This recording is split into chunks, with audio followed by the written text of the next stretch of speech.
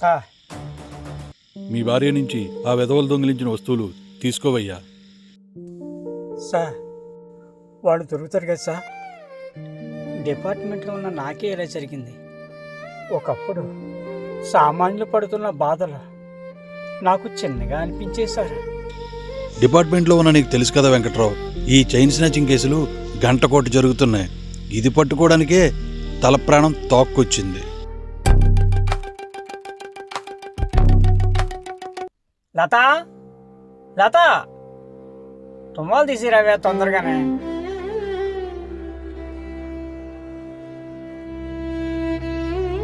అబ్బబ్బబ్బా వస్తున్నానుండండి. వచ్చిందని ఒకటే కంగారు మీకు.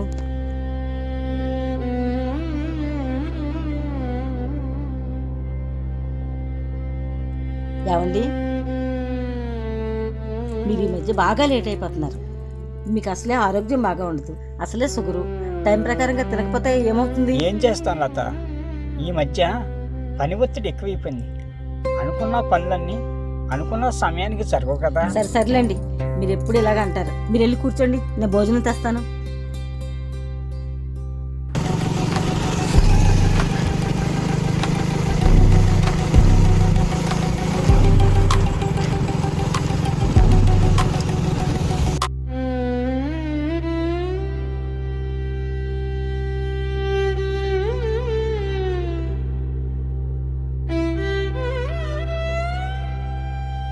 లత, ఎన్నిసార్లు చెప్పానే మెడలో గొలుసు తీసి ఎక్కడ పడితే అక్కడ పెట్టొద్దని. అబ్బా ఎక్కడ పెట్టానండి? తెల్లవారి నుంచి వెతుకుతున్నాను. మీకు దొరికిందా? ఇదిగోనే ఇక్కడే పెట్టు. నీ మొత్తం వరకు నువ్వుని ఈ దండాలకి ఏం తక్కువ లేదు. అబ్బా అలా అనకండి. ఇదే ఆ రోజు మీ ప్రాణాలను కాపాడింది. అవునే, ఎందుకు మర్చిపోతాను? ఆ రోజు నాకు బాగోలేనప్పుడు ఈ గొలిసే లేకపోతే డబ్బులు కట్టడానికి నువ్వు ఎంత ఇబ్బంది పడేదాను. సర్లేండి, ఇప్పుడు అవన్నీ ఎందుకు? రేపు మన పెళ్లి రోజు అండి, మీరు సెలవు పెట్టాలి. ఈ పెళ్లి రోజు మాత్రం మర్చిపోరు మీ ఆడోళ్ళు. మమ్మల్ని వాడాలంటే ఈ పెళ్లి రోజే గుర్తొస్తుంది. సర్లే, సెలవు పెట్టక సస్తానా?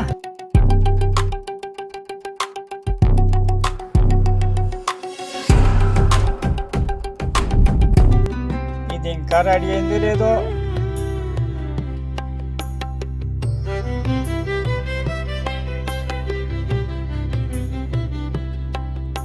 ఏమే రెడీ అయ్యో లేదా? వస్తున్నా, ఉండండి. నువ్వు వచ్చేసరికి గుళ్ళో దేవుడు వెళ్ళిపోయేలా ఉన్నాడు.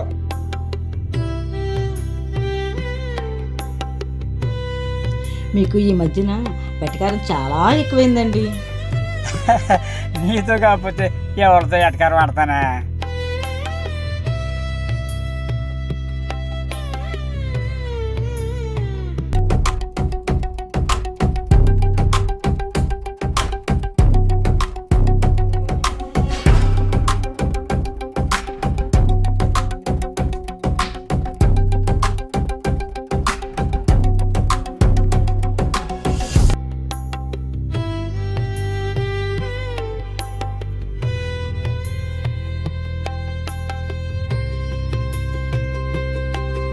రండి, టైం అవుతుంది.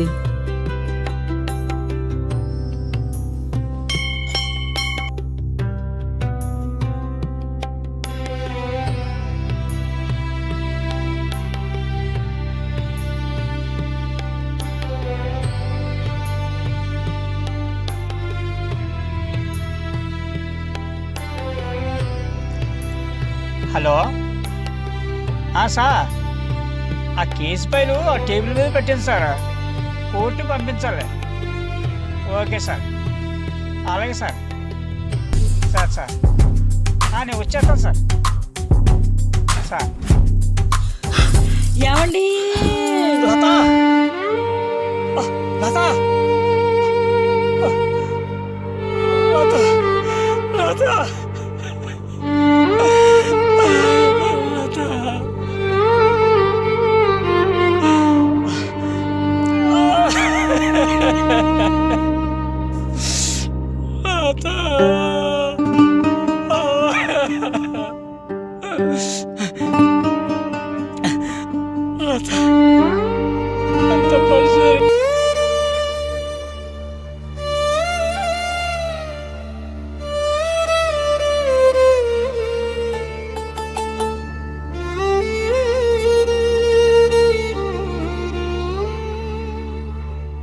వేదనే మిగిలిందా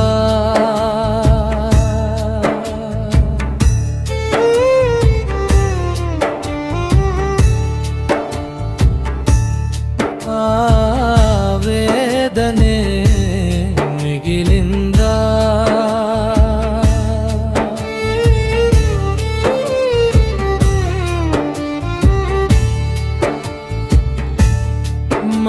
మరపురాని నీ రూపం తోడు వదలిపోయిందా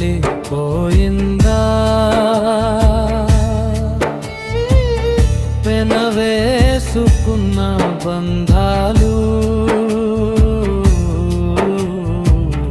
నేటితో ముగిసాయా వేదనే మిగిలిందా ఆ వేదనే మిగిలిందా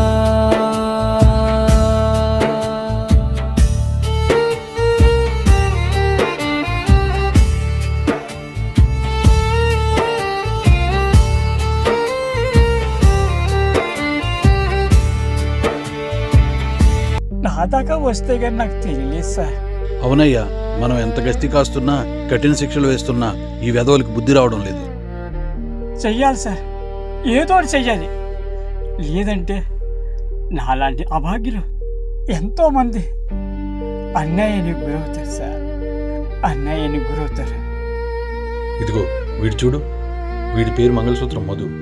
వీడి పేరు ముందు మంగళసూత్రం ఎందుకు వచ్చిందో చెప్పక్కర్లేదనుకుంటా. వీడి వయసు ఎంత అనుకుంటున్నావు? 17. రావాలి సార్, వాళ్ళలో కూడా మార్పు రావాలి, వాళ్ళకు కూడా అర్థం అవ్వాలి సార్. ఈ వయసులో నేను కోల్పోయింది భార్యనే కాదు సార్, ఒక తోడిని, నా నీడని. ఈ బాధను వాళ్ళకి తెలిసేలా చేస్తాను సార్. పిల్లల తప్పులు తల్లిదండ్రులు సరిదిద్దాలి. అలాగే బాధితుడైన నేను బాధించిన వారిలో మార్పు తీసుకొస్తాను సార్. వాళ్ళని మార్చాలనేది నా సంకల్పం సార్. వస్తాను సార్.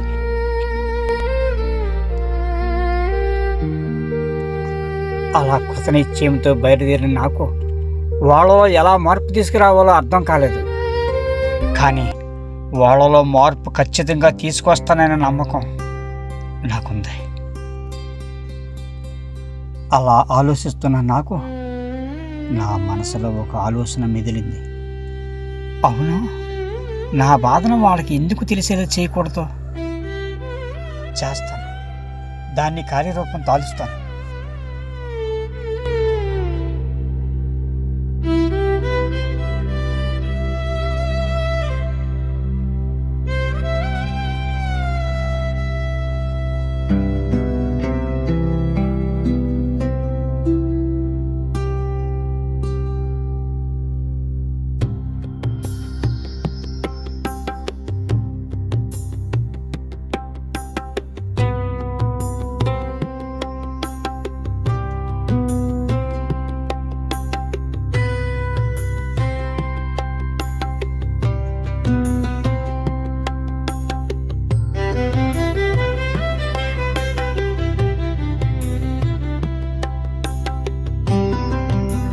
బాబాయ్, బాబాయ్, నన్ను క్షమించు బాబాయ్. ఎవరు బాబు నువ్వు? ఇంకెవరిను బాబాయ్, ఎంతోమంది నా స్వార్థం కోసం వేధించిన వాడిని బాబాయ్. నా లగ్జరీల కోసం ఎన్నో వెధవ పనులు చేశాను బాబాయ్. నీకు మాట ఇస్తున్నాను బాబాయ్, ఈ రోజు నుంచి నా జీవితంలో ఎవరికి హాని తలపెట్టి పనించుకోను బాబాయ్. అదే బాబు, అదే నాకు కావాల్సింది కూడా. ఆ రోజు వాళ్ళు లాక్కెళ్ళింది ఒక నా లత మేళ్ళ గొలుసు మాత్రమే కాదు బాబు, నా జీవితాన్ని కూడా. ఈ వయసులో ఎవరికీ రాకూడని కష్టం నాకు వచ్చింది. తప్పు ఎక్కడ జరిగిందా అని ఆలోచించిన నాకు కొంతమందిలో అన్నా మార్పు వస్తే బాగుండు అని అనిపించింది. నేను అందరినీ మార్చలేకపోవచ్చు, నీలాగా ఒక్కరు మారినా నా లత లాంటి వాళ్ళు మరొక్కరు బలవరని నా ఆశ. ఇదే నా సంకల్పం కూడా. ఈ రోజు నుంచి నీ ఒక్కడి సంకల్పమే కాదు బాబాయ్, నాది కూడా.